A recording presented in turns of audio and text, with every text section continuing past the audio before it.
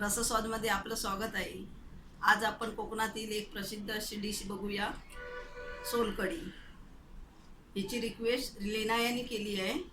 त्यासाठी लागणारे साहित्य बघूया। ओला किसलेला अर्धा नारळ, पाव चमचा जिरे, कोथिंबीर, चवीनुसार मीठ, 2 मोठे चमचे कोकमाचा रस आणि 1 हिरवी मिरची।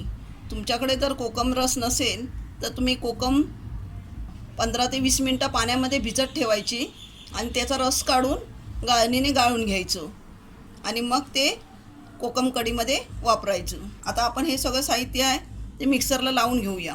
मिरची, खोबरं आणि जिरं आपण हे मिक्सरला बारीक करून घेतलं आहे। आता आपण हे गाळणीने गाळून घेऊया चांगलं। थोडं थोडं पाणी घालून आपण हा रस काढणार आहोत।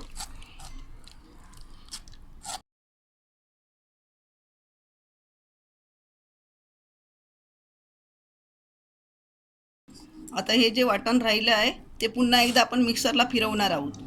हे परत एकदा आपण मिक्सरला लावून घेतलं आहे आणि परत एकदा आपण हे गाळून घेऊया, म्हणजे त्याचा चांगला रस मिळतो।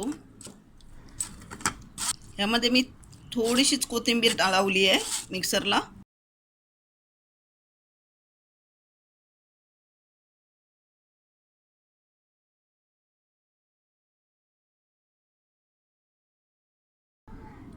असा रस काढून घ्यायचा एकदम घट्ट।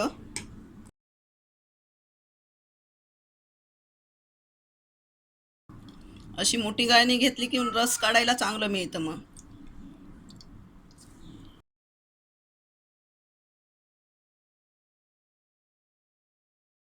नारळाचा रस काढून झालाय, मीठ घालूया, कोकमाचा रस घालूया। हे आमचा घरगुती कोकमाचा रस आहे।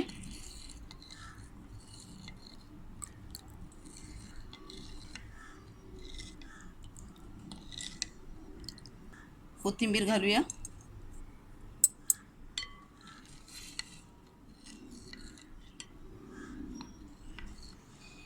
कोकणातील स्पेशल सोलकढी आपली बनवून तयार झाली आहे।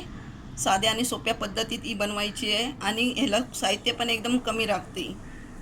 ही आमच्या गावाला चिकन मटन ज्यावेळी बनवले जाते त्यावेळी ही खास बनवली जाते, कारण चिकन आणि मटन पचायला हेवी असतं आणि ती पचनासाठी म्हणून ही सोलकढी बनवली जाते। तर अशा पद्धतीत तुम्ही ही सोलकढी करून बघा आणि मला सांगायला विसरू नका। हा व्हिडिओ आवडला असेल तर लाईक करा आणि रसस्वादला सबस्क्राईब करा। धन्यवाद।